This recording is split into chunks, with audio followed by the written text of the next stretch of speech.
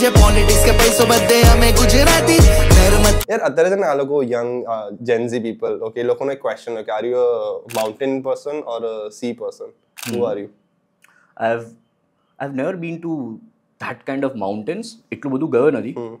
Once only અમે લોકો એક ફિલ્મ શૂટ કરેલી જોર ફિલ્મ્સ, જેમાં અમે ટ્રેકિંગ કરેલું, પછી ત્યાં પેલું શું કહેવાય પેલું કોણસા આકાશ કોણસા પેરાગ્લાઇડિંગ કરેલું અમે, અને એક ક્લિફ જમ્પિંગ કરેલું. ઓકે સો આ બે એક્સપિરિયન્સ પછી પેલું એટલું બધું માઉન્ટેન હાઇટ્સ ઉપર નથી ગયો. So I don't know what is the comparison between for me at least કે હું માઉન્ટેન વાળો માણસ છું કે હું એડવેન્ચરસ માણસ છું. Okay so you throw me in water, I don't no swimming, પણ તોય હું દરિયામાં જો આટલા ટાઈમથી હું નાઉં છું એટલે બીક નથી કે હું ડૂબી જઈશ કે શું. નો આઈ મેટ અ ગાય, હું છે ને કસોલ ગયો હતો.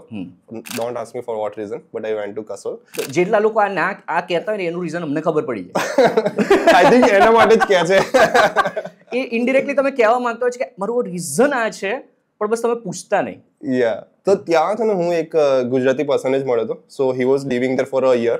રીઝન એ જ છે કે ના એ રીઝન થી નતો ત્યાં રહેતો. રીઝન ના બદલે બીજું રીઝન મળ્યું એ છે. હા રીઝન ની પાછળ બીજું રીઝન મળ્યું કે લોકોને માઉન્ટેન લાઈક જે કહે છે ને mountain people ocean people okay, તો આઈ રિયલી સો દેટ કે ત્યાં એ પર્સન એક વર્ષથી રહે છે.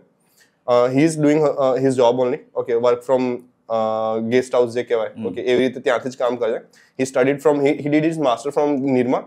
હી is born and brought up in California USA, but અત્યારે લાસ્ટ એકાદ વર્ષથી ત્યાં જ રહે છે. ત્યાંથી જ બધું મેનેજ કરે છે, એનું ઇમ્પોર્ટ એક્સપોર્ટનો આખો બિઝનેસ. એને મને આખો બિઝનેસ બતાવ્યો, એને મને કોલ્સ બતાવ્યા કે ડેલી આ રીતના કોલ કરું. બટ હી લીવ્સ ઇન કસોલ, તોશ વેલી કરીને છે. તો એ તોશ વેલી પર જ ત્યાં ગેસ્ટ હાઉસમાં એક રૂમ લીધો, ત્યાં જ રહે. આવી રીતના જેટલા બી ગેસ્ટ આવે એ લોકો જે ચીલ કરે, વીકડેઝની અંદર વર્ક કરે, અને ફ્રાઈડે સેટરડે સન્ડે ફરવાનું, પાર્વતી વેલી ઉપર જાય, ટ્રેકિંગ કરે, આવે, મસ્ત ચીલ લાઈફ. આ માઉન્ટેન અને સી આ ક્વેશ્ચન કોને પૂછે ખબર છે? હવે જેવી વ્યક્તિ એવું કે હું માઉન્ટેન પર્સન છું, તો મારો સવાલ એમને તો એવું જ હોય છે એટલીસ્ટ કે first of all tell me your family background, what's your mom and dad doing, પછી તમારું એડ્યુકેશન શું થયું છે, તમારું એડ્યુકેશન ફંડ કઈ રીતે થયું છે. અને ઘણીવાર મેં જોયું છે કે એમની લાઈફમાં એમણે એવું કંઈ સ્ટ્રગલ ક્યાંક જોયું નથી હોતું.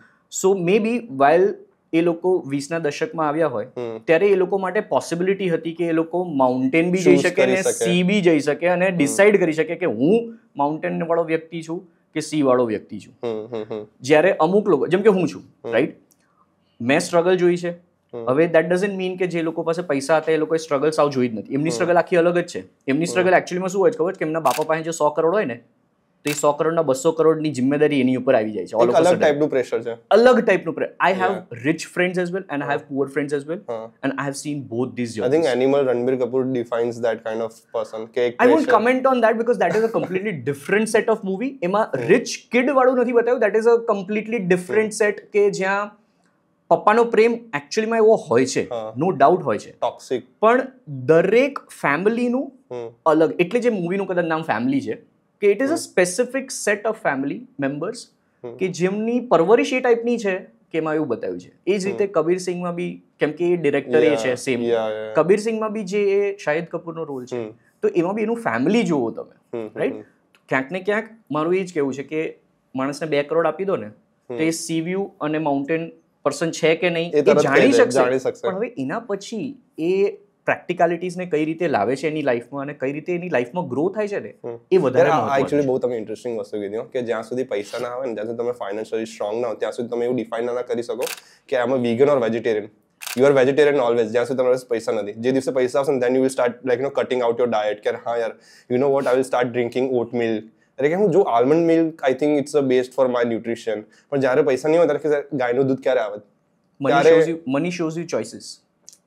Really good thing. Really like the end to this discussion. Exactly. Till that point, કેમ કે જો જેમણે કોઈ દિવસ વે પ્રોટીન ના લીધું હોય લેટ્સ સપોઝ, એમના માટે પ્રોટીન એટલે શું?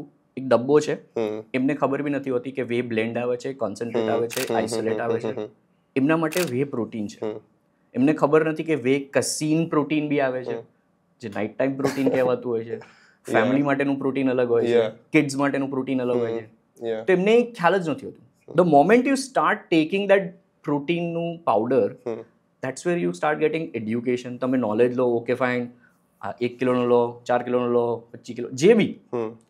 ધેટ્સ વેર યુ, કેમ કે મેં બી માસ ગેનર થી ચાલુ કરેલું, જે 400 રૂપિયાનો ડબ્બો હતો ને, એ 400 રૂપિયાનો ડબ્બો માસ ગેનર લીધેલું, અને એન્ડ્યુરા માસ, ભાઈ બ્રાન્ડ એન્ડોર્સમેન્ટ નથી, પણ એન્ડ્યુરા માસ ગેનર કોઈ લેતા પણ નહીં.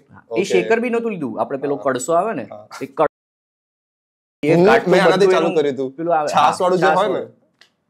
એટલે the point is money gives you choices, money shows you choices. Correct. So એ સારું બી છે, ખરાબ બી છે, દરેકના પ્રોઝ અને કોન્સ છે.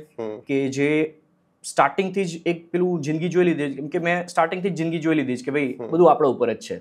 એટલે આપણે જ 1 રૂપિયો કમાવાનો છે, પાણીનું પાઉચ પીવાનું છે. હવે તો 2 રૂપિયાનું પાઉચ થઈ ગયું છે, કદાચ પાઉચ મળતા નથી હવે, નથી મળતા, રાઈટ? પહેલા 1 રૂપિયાનું પાઉચ મળતું, ગામડા સાઈડ જઈએ તો કદાચ મળી જાય. સો એ જ વસ્તુ કે આપણા ઉપર આપણને ખબર હોય કે 1 રૂપિયો આપણે કમાવાનો છે ને 1 રૂપિયો આપણે જ વાપરવાનો છે. અને જો કદાચ તમને આપેલા હોય 2 રૂપિયા, પણ એ 2 રૂપિયા જતા રહેશે ને, પછી તમને ખબર તો પડશે કે હવે પપ્પા પાસેથી માગું કે મમ્મી પાસેથી માગું, કે હવે કંઈક હું વિચારું કે હું કંઈક કામ કરું. સો દરેકની લાઈફ અલગ છે, દરેકના સિચ્યુએશન્સ અલગ આવે છે, એટલે જ પ્રેક્ટિકાલિટી ઓફ લાઈફમાં જીવો. ગુજરાત મારું બકા કાંકરિયા ફરવા જાય, ભારતને ચાંદ બતાવનારા મારા વિક્રમ સારાભાઈ, કરિશ્મા ફરી આવે ને સુનીતા કહેવાય, જે હસાવે આખા દેશને ને જેઠાલાલ કહેવાય, જેને જમતા જુએ છાસ ને ગુજરાતી કહેવાય, જેનાથી ગભરાય દેશના પડોશી એને મોદીજી કહેવાય.